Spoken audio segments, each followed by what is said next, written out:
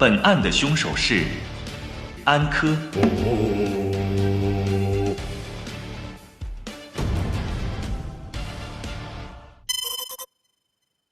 我是本案的凶手，来自2030年的安科，是个穿越者，曾是玻璃厂厂二代。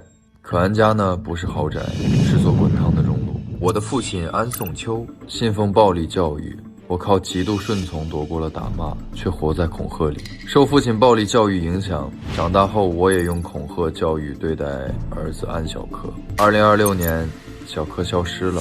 直到2030年，我才找到了儿子的尸体和他充满绝望的遗言。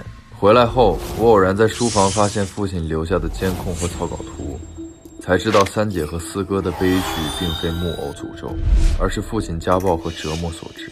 我在网络上找到育儿专家咨询，专家和我说这叫做代际创伤，父母在我身上留下的印记也会被我延续到我的孩子身上。2030年3月24日，我无意间在家里档案室发现，居然有穿越时空的方法。只需要一张纸，放哪个年代的纸就能去到哪个年代的时空。只需要在不同年代的纸上分别画出上、叉、下圈的符号，再放到卡槽上，就能去到对应的平行时空。如果在小科出生前改变历史，很有可能会影响他的出生，所以我只能穿越回2016年小科出生后。在2016年，我看见年轻的自己正用同样的方式伤害襁褓中的安小科。那一刻，我决定处决这个过去的自己。虽然原来那个时空的惨剧已经无法改变，但在这个时空，我还有机会重新养育安小科。只要在这个时空的我还在，2030年的惨剧就一定会发生。杀了他，替代他，是给小科唯一的生日，守护孩子，揭穿诅咒谎言。我打算利用2030年的信息差，通过九窖密室与院子镜子材质同款的玻璃盒和红外线探测器会在零点刷新的信息，构建一个完整的局，以此洗脱嫌疑。具体计划是利用红外探测器、无人机以及院子里的镜子和与其同材质的玻璃盒装置，来误导所有人对作案时间的判断。我要让大家误以为院子镜子前才是第一案发现场，而凶手只是为了制造那个诅咒传说，才刻意将尸体移到了壁炉前。这样一来，大家就会惯性地认为凶手的作案时间是在0点之前。理由很简单，红外探测器没有记录下凶手挪尸的任何影像。既然0点后没有记录，那凶手就只能是在0点前完成的所有途径。但大家都清楚，21点57分的那个时空，我还和大家在一起。只要我提前安排，让人证坐实我在22点到0点之间的行踪，让这个时间段成为我的绝对安全区，那么在这个时间线内，我就绝不可能是凶手。计划好这一切，我从2030年1楼的书房里拿上了木偶头套，戴上了买好的迷拥了和针筒，再次穿到了2016年的3月24日21点50分，来到档案室。21点51分，我从档案室往外走，躲在暗处观察众人。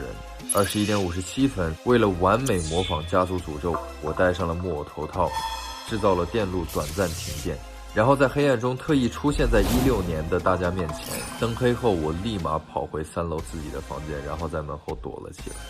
22点00过去的我，果然在这个时间回了房间。躲在暗处的我瞬间冲出，趁他不注意迷晕了他。因为我知道家里的红外线热感探测器在0点刷新，那么我只要证明0点前和别人待在一起，就可以成为最好的不在场证明。22点02分，我拿起2016年的手机，打电话给金香玉，让他和贺家欢来我的房间聊聊过去的这些年。没想到安小文也来了，正好多一个证明我不在场的目击者。3月25日0点整，我结束了与金香玉、贺家欢、安小文的聊天。0点10分，我知道这个时间里家里不会有人走动，我扛着44岁的自己来到1楼，把他拖进酒窖。在那里，我用针筒抽了他2升的血，装进了玻璃镜盒里。他因为失血过多，渐渐苍白后死亡。我将玻璃容器敲下2片碎片，再用玻璃碎片把尸体的面部刮花，然后将碎片放进尸体的伤口里。为了伪造第一案发现场，1点，我操控无人机吊住那个装满血的玻璃盒，利用惯性将玻璃盒甩向树林里的大镜子。玻璃盒碎裂后，鲜血喷溅在破碎的镜子上，伪装出死者撞击镜子的假象。1点05分，无人机返回时被大风刮到了树上，但此时已经过了0点，我无法再出入门口取回无人机。还好家里的树较高，不会有人发现。1点06分，我发现大哥安一从楼上下来，难道他听到了无人机？我不能让大哥坏了计划。我躲在拐角，等大哥渐渐靠近，迅速打晕了他，把他也拖进了酒窖，再用迷晕了让他昏迷。我再在他清醒前找机会把他偷偷运出来，反正他没有看清我的脸，也不知道发生了什么。1点10分，我将尸体扔进了1楼的壁炉，一把火足以烧毁这些证据，模糊死因。随后我拿起酒窖里的笔，给尸体旁边的地上画上诅咒符号，随手摘了附近盆栽里一片与小树林绿植一样的叶子丢进壁炉。做完这一切，我赶忙离开了现场。当大家发现这具焦尸时，只会想起4哥和3姐的惨剧，认为家族诅咒再次降临。2点，我戴着木偶头套从房间去到1楼壁炉旁，此时尸体的面部已经烧焦，我取下木偶头套给尸体戴上。此时我发现口袋里的手机不见了，大概率是掉在了酒窖里，但是没关系，这个年代没有人会发现那个酒窖。做完这一切，我回到房间长舒了一口气，我终于杀掉了他。我要替代他，用我这双已经看透地狱的眼睛，去守护那个还在襁褓中的孩子。我要撕开木偶诅咒的谎言，让安家那些长辈看看，那不是鬼神在杀人，是他们那双名为教育的毒手在杀人。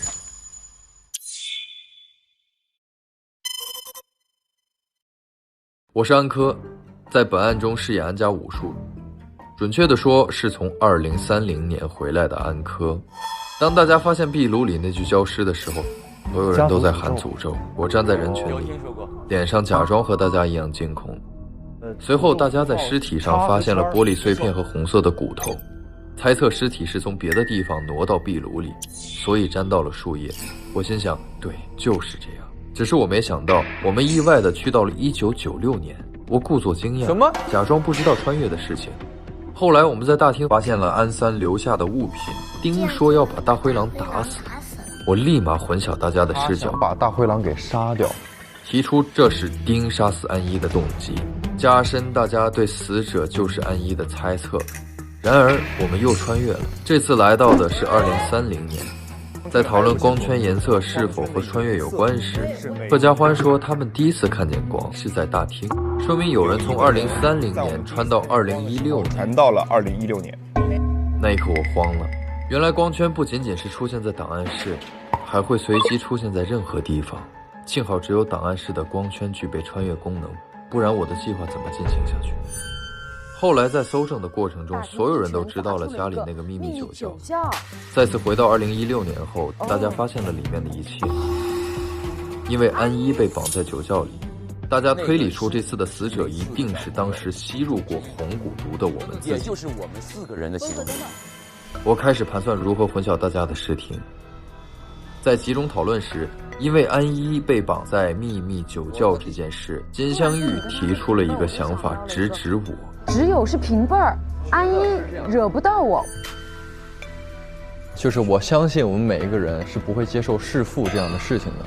没想到安小宁立刻反驳我说，这不会是我早就想好的说辞吧？那一刻我有一丝慌乱，但我立刻冷静下来，转移阵火，让大家关注22点到22点02分这个时间线。在那2分钟里，所有人都有行动。安小宁去找安小丁聊天，我找了金镶玉、贺家欢，但没想到安小文一起来到了我的房间。我们其他人那个时间全都有明确的目的地，每个人的落脚点都清清楚楚，只有安小文他一个人在外面溜达。但是他的这个溜达，我觉得特别混淆。我向大家提出我的想法，如果这个宅子里有一个人可以在那2分钟完成身份的替换，而所有人都以为他只是在外面闲逛，那这个人就是安小文。他说他在溜达，可谁能证明？没有人。那2分钟是整个时间线里唯一的空白处，就是安小文被替换的时间。在最后投票时，按照我之前集中讨论说的，那2分钟是我最好的混淆点，所以我投给了安小文。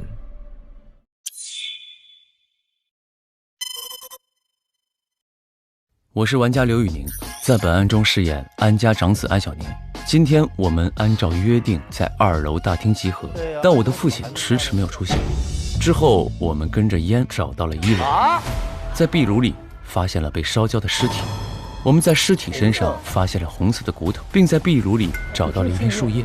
我的第一反应是，这里不是第一案发现场，死者可能是死在了别的地方，随后在挪尸过程中被磕碰了，从而露出了骨头。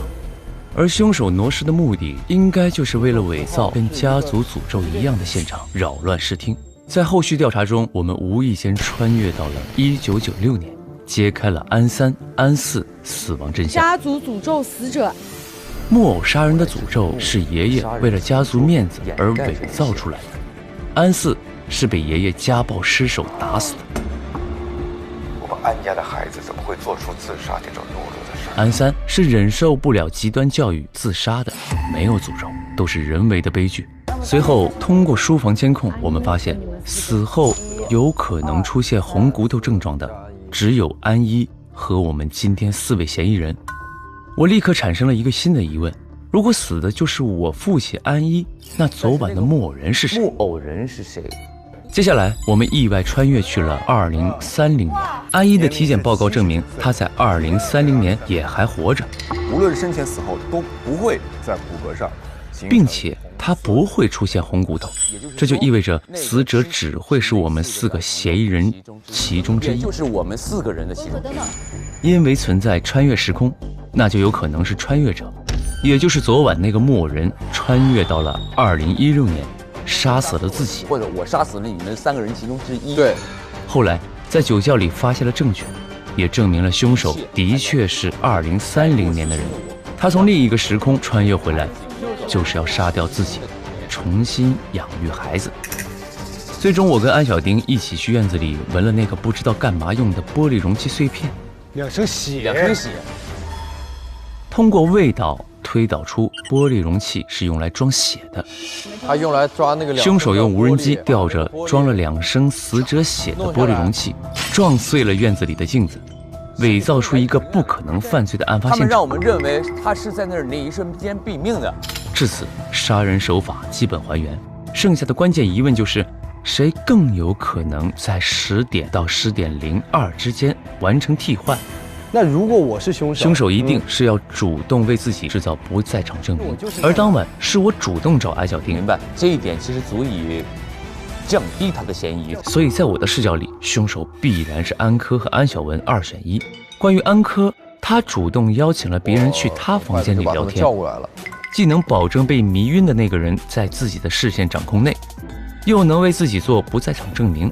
而安小文在10点02之前是在外面晃荡的，随机性太强。虽然凶手在此期间完成替换的风险高，不过也不能排除他的嫌疑。但是后来我捕捉到了安科在抗辩时状态中那一丝细微的不一样，在别人提出弑父这个点来攻击他时，他立刻给出了他的论点，是不会接受弑父这样的事情的。你真的是想好了这么说的，太厉害了。那种迅速且从容的反应，像是很早就针对了这点思考过如何反驳一样。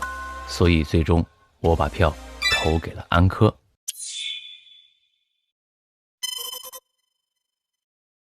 我是玩家丁程鑫，在本案中饰演安家少爷，但实际上我的辈分变小了，我的爸爸从安1变成了我的大哥安小宁。我们在1楼的壁炉里发现一具焦尸，我注意到2个细节，一个是尸体头上都是玻璃，难道他真正的死因是被玻璃重击？另一个是他的尸体烧完后，脚踝处竟然是红色的。你烧完为什么是红色呢？我带着这2个疑点跟大家开启了搜证环节，并穿越到1996年安3姑姑婚礼当天，我们见证了她的死亡，还发现了死者就是当天吸入红蛊毒的几个人之一。体一定是当年这个里头参与的人。这也解释了为什么死者脚踝处是红色的。后来我们又来到了2030年，通过安一的体检报告得知，无论生前死后都不会在骨骼上形成红色的沉积。那说明死者只有可能在安小宁、安小文和安科之中。再次回到2016年时，我在酒窖背后的空间发现了昏迷的安一，也知道了凶手回来时的心态，就是想利用穿越代替自己重新教育自己的孩子，代替当年的自己。因为看到了红外线热感探测器的记录，未检测到任何生命体征。我们决定讨论时间线。在聊到昨晚我是被安小宁找上门来聊天的，想找我单独谈一谈。我也提出一种思路，如果凶手是安小宁，那他从未来穿越回来，因为我也是他儿子的缘故，他觉得愧疚，所以第一件事就是来找我，想要给我补偿。本着不放过任何一个线索的原则，我和安小宁一起去庭院，闻出碎玻璃上有血的气味，也知道了那个混在镜子碎片中的玻璃就是用来装2升血液的容器，而在尸体头上的玻璃只不过是凶手为了迷惑大家，让大家误以为庭院才是第一案发现场所做的伪装。至此，我在第一次查看尸体时产生了2个疑惑，都得到了解答。在集中讨论环节，大家质疑我因为对孩子使用了暴力，所以更有可能是那个动手杀人的凶手。物理暴力。而我指出来，我们每个人都做了不想做的事儿，只是你们换了个方式去表达这些，对不对？其实我们都只是做了的。而且如果我是凶手的话，是不可能老老实实待在房间里，而不去主动做不在场证明的。通过这番辩解，成功让大家降低了对我这个好人的怀疑。凶手侄子也就来到了3选1。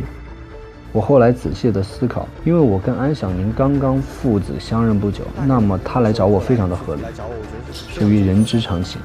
有必要怀疑的就是安小文和安科，而且他们2人之间主动去做不在场证明的就是安科，所以我这一票投给了安科。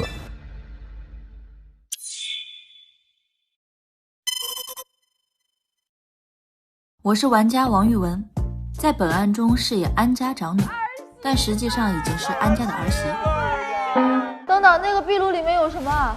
案发当天，我们在壁炉里发现了烧焦的尸体，他的左脚有伤口，以及尸体露出的红色骨头，还有插圈的家族诅咒标志。为什么会这样？我带着这个疑问开始了搜证。在搜证过程中，我们竟然穿越回了1996年三姑安三的婚礼彩排现场。更意外的是，三姑居然口吐鲜血，双手比叉倒在我们面前，然后消失了。通过木偶房里的线索，我们认为三姑是为了引导大家调查家族诅咒的事，选择在自己的婚礼上自杀。极有可能，因为没有尸体。在书房里，我们看到了监控视频，也找到了红骨毒的说明。吸入者将终身受到影响。由此我推断，壁炉里烧焦的尸体就是当年中过红骨毒的人，而我们都还活着，死者应该就是爸爸安一。当我们准备回到2016的案发现场再调查时，却又意外来到了2030年。此时，我一个堂堂千金大小姐，却已经变成了保洁。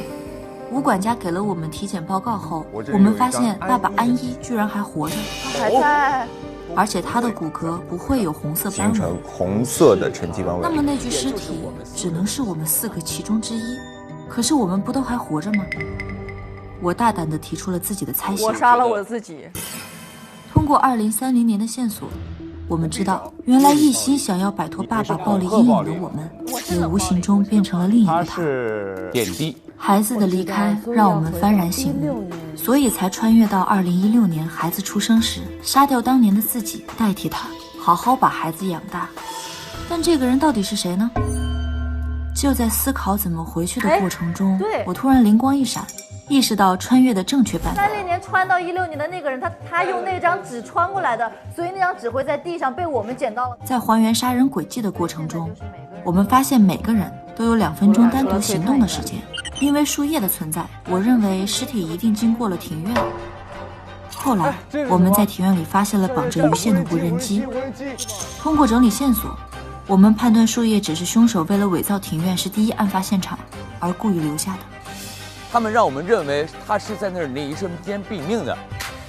推凶的过程中，我认为凶手要穿越到2016年杀掉自己的动机很重要。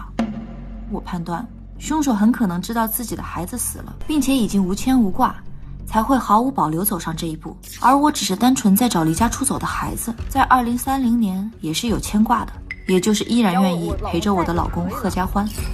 因为我不是凶手，所以我清楚表明自己出来溜达是因为房间有人，所以我不方便回去。在宁和柯中，我更偏向凶手是柯，因为他是主动打电话寻找时间证人的人。安柯是嫌疑最大的。事实证明，我的选择是正确的。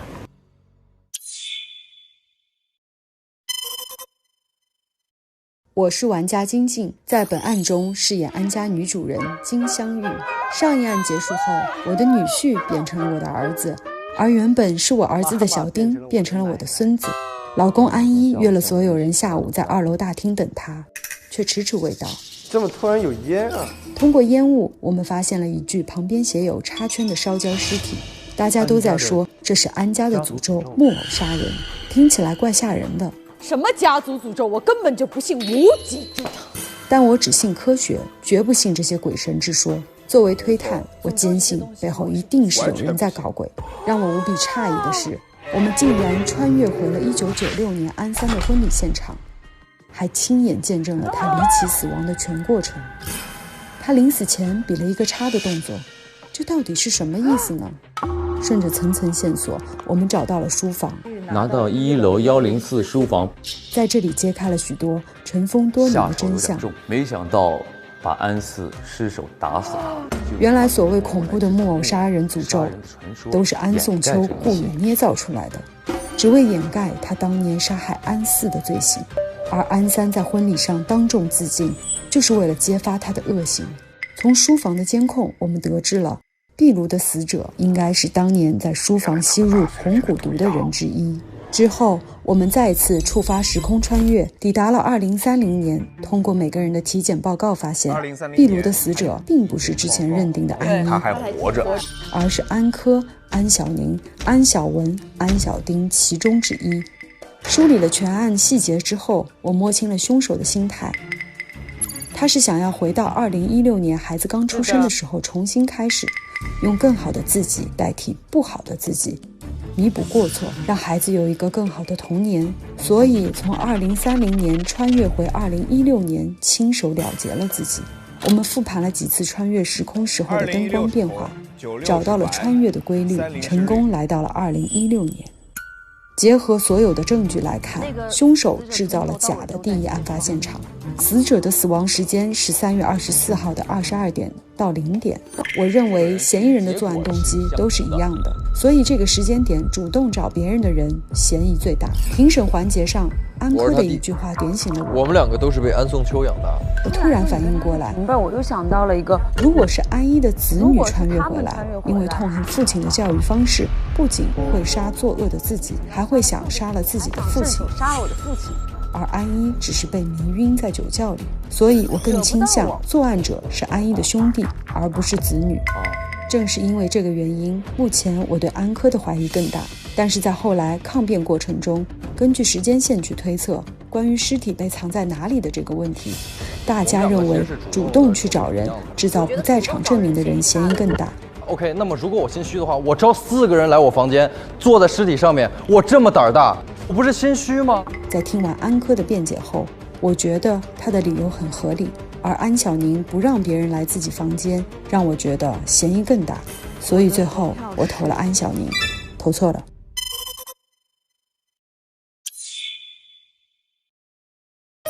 我是贺家欢。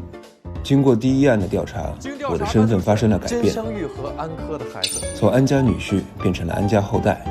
今天我们按照约定在2楼集合，等待安一宣布遗产继承人，但他迟迟没有出现。有烟，我们反而在1楼壁炉处看到了一个烧焦的尸体，尸体旁有一个圈叉的标志。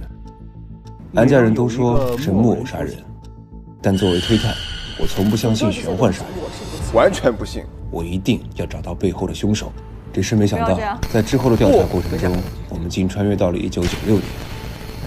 在1996年，我们发现安3和安4也都死亡，并被传成了木偶杀人。根据线索，我发现安4是被家暴打死，安4死的时候，其实是因为这个家庭的暴力造成的。安3是逃婚不成自杀而亡。我马上提出了一个脑洞。我不想让安家有人不允许别人发现他们真正的死亡真相，我也用这个诅咒去掩盖我的罪行，所以捏造了木偶杀人的诅咒，企图掩盖这一切。安3在婚礼上当众自杀，并比出圈叉的标志，是为了用自己的死揭开诅咒真相，引导大家去查这个事情。之后，我们又穿越到了2030年。还有个线索，比如说光圈的颜色。根据几次穿越的光圈颜色变化，我发现了穿越的规律。2016是红，96是白，30是绿。而昨天晚上我们在安家客厅看到的光圈是绿变红。2030年的时候，有一个人在我们第一次看见光的时候传到了2016年。那么这个人很有可能就是穿越到2016年的凶手。经过3个时空的穿越，我们发现凶手是因为后悔自己的教育让孩子产生不幸，所以从2030年穿越到2016年，杀死并替代了2016年的自己，企图重新养育孩子来改变结局。为此，他制造了假的第一案发现场，以及22点到24点之间的不在场证明。那么，在这个时间点，主动找人见面的安科、安小文、安小宁这3人的嫌疑就更大。再加上我从情感逻辑出发，我认为凶手杀死自己一定是十分痛恨自己。而2016年的文、丁、宁至少意识到自己父亲的教育方式是有问题的。他们虽然最终没有改变成功，但至少有改变的意识。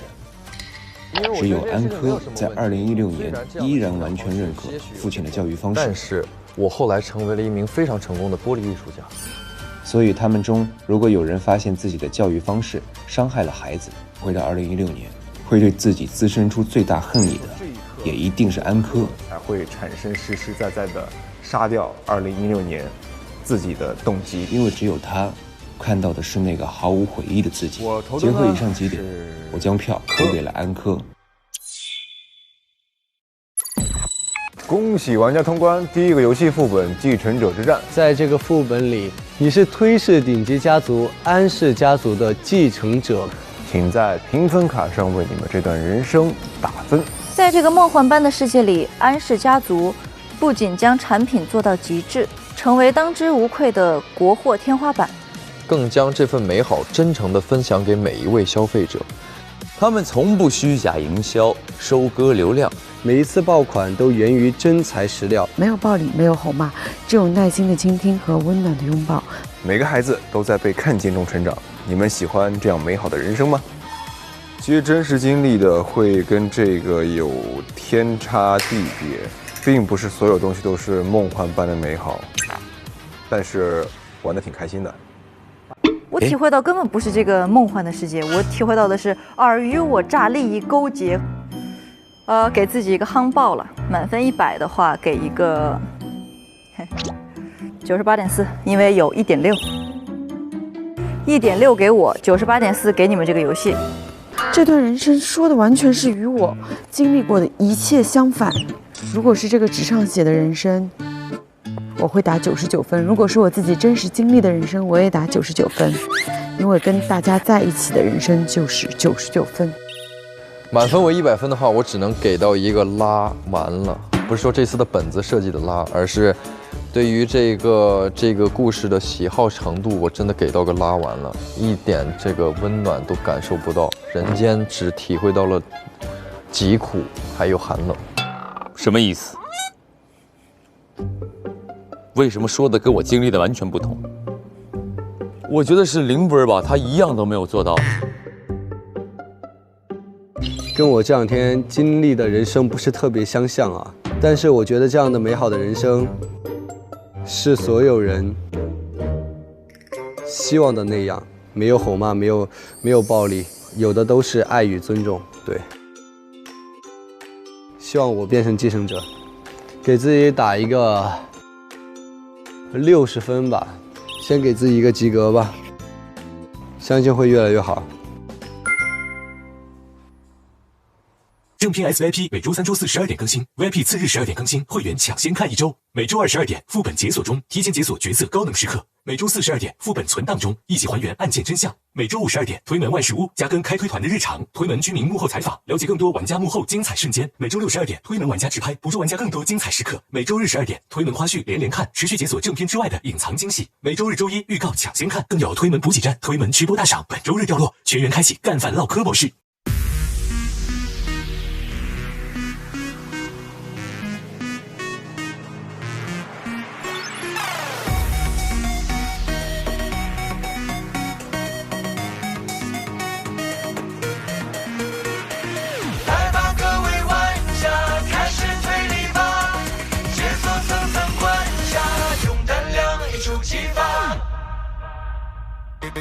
夜色系，观影仪，推是新鲜密距离，人影晃，灯影熄，暗潮无声才有意。